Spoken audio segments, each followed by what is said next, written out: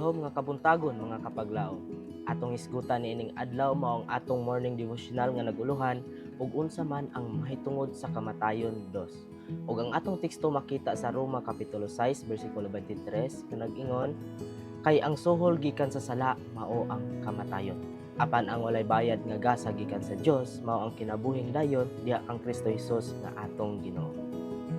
Tungod sa mga pakigbisog sa Batan-ong Ellen sa pagsabot sa tradisyonal nga mga pagtulun-an bahin sa impyerno, dili ikatingala nga ang iyang katuigan pagkahamtong magsulat siya nga saylo sa gahom sa tawhanong nahuna ang pagbana-bana sa daotan nga nahimo sa pagtutuo sa walay katapusan nga pagsakit.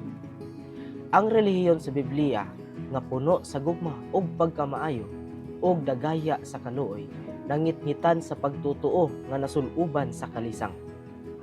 Ang makasusubo nga pagsabot bahin sa Dios nga mikaylap sa tibuok kalibutan gikan sa pagpanudlo sa pulpito nakahimo sa linibo.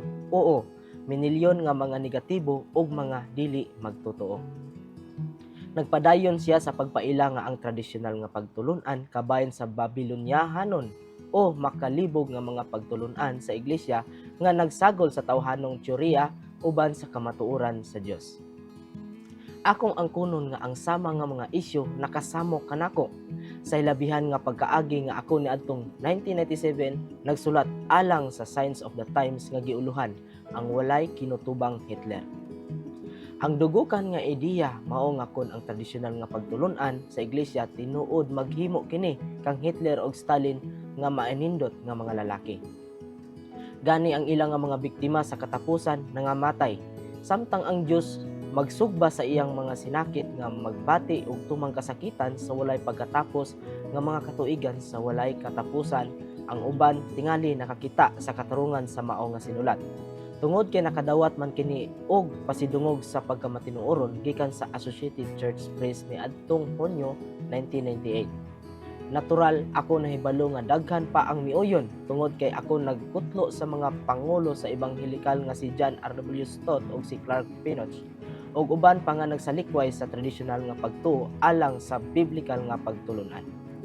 Apan unsa man ang biblikal nga pagtulun-an ug sa unsa nga paagi ang mga Adventista nahidangat niini, ato nga sugdan pagsuta kana nga mga pangutana ugma. Apan una sa tanan hinungdanon ang pag-ila nga dugukan nga isyu naglambigit kung ang mga tao nga dili mamatay.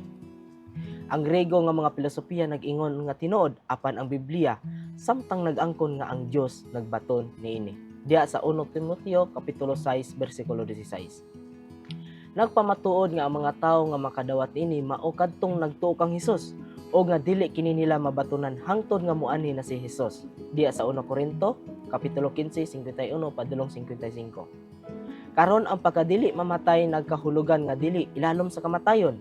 Busa kon ang daotan aduna niini, sila sumala sa kahulugan magkinabuhi diha sa laing matang sa walay katapusan. Apan kung wala sila niini, kinahanglan sila sumala sa tin-aw kaayo nga pagkasulti sa Roma kapitulo 6 bersikulo 23, sila mga matay. Walay laing kapilian niini.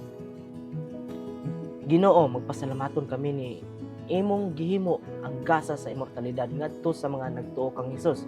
Ug usab magpasalamaton kami nga ang sala ug ang makasasala adunay kinutuban. Pag-ampo ta mga kapaglaom.